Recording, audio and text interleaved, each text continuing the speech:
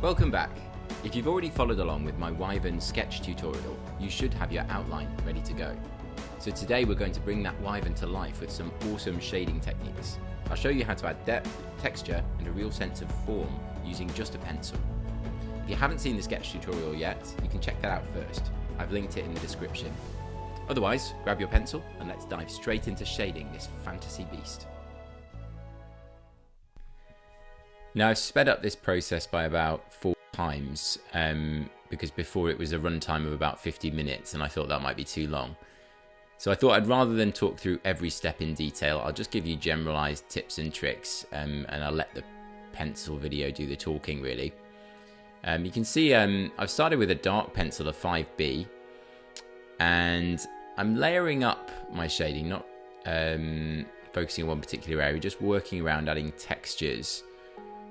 Dark patches underneath the kind of horns and details, and the general aim was if the light source was coming from the left hand side of the page, so the right hand side of the head is darker and I'm using lighter strokes on the left hand side and leaving some parts white as if there's light shining on him from the left hand side.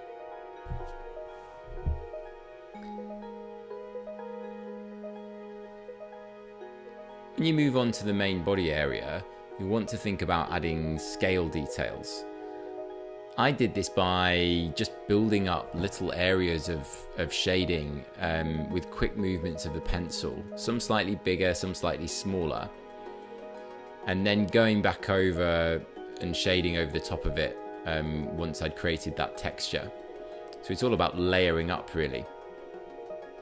And then other areas where it's going to be very dark, you want to just shade blocks of very dark alongside and just slowly build it up until you get that sense of 3D texture.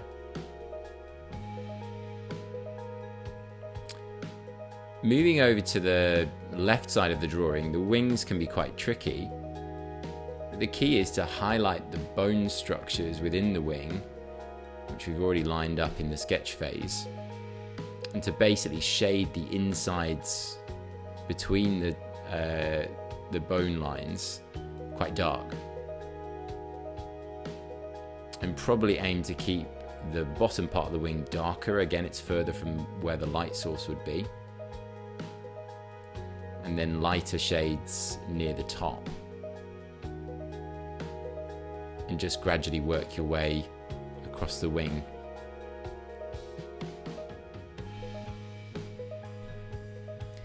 Now the slight error I made here, because I wasn't really thinking, was that I probably should have started on the wing in the first place, because what's happened here is I've smudged a little bit on the chest area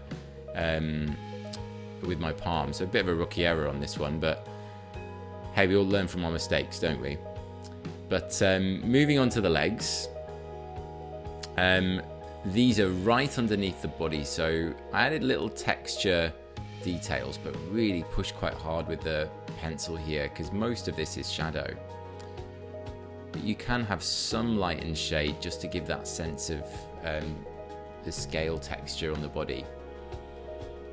Again, when you work way down to the foot, just leave little tips of light on the tip of each toe, because that area it's nice to have a sort of shiny quality on it. And sort of mirror the effect on the right hand leg and claws as well. So dark at the top of the leg, just leaving little touches of light on the lower leg and the claw details. And the tail wants to be completely black really.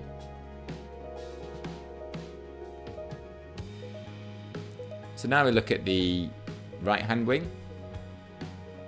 Essentially you want to basically do the same textures, same methods as we did on the left. So just darkening the outlines around the bone structure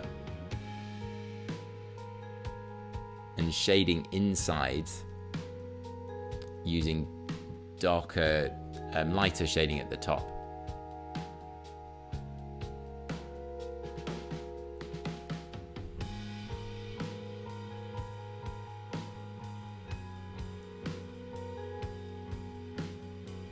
Where the shoulder connects to the arm, that will need darkening, and I did do that later.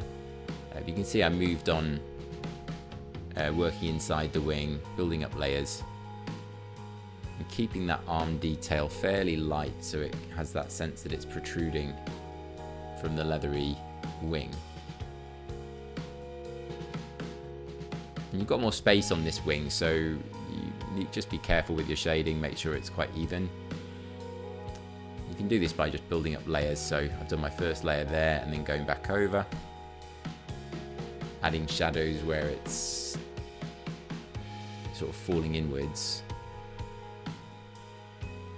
and again darkening the lines next to where the bones would be because it gives it that 3D quality.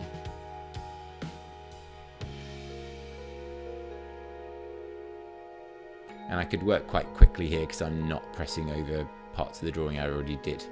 So again, lesson learned, maybe start from left to right on your drawing. At some points I use my finger to sort of smudge in or just smooth some of the textures, so there's not maybe a need to kind of shade over the bone structures, just to smooth it or smudge it with the pencil. And we're almost done. Moving over to the tail.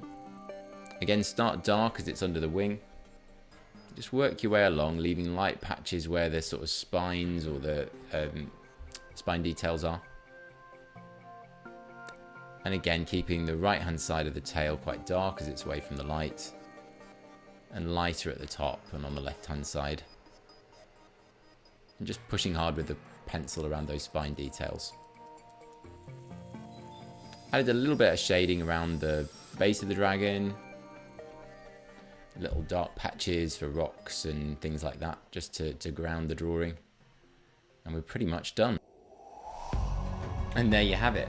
Now, I did go back over it after stopping the video to polish a few sections.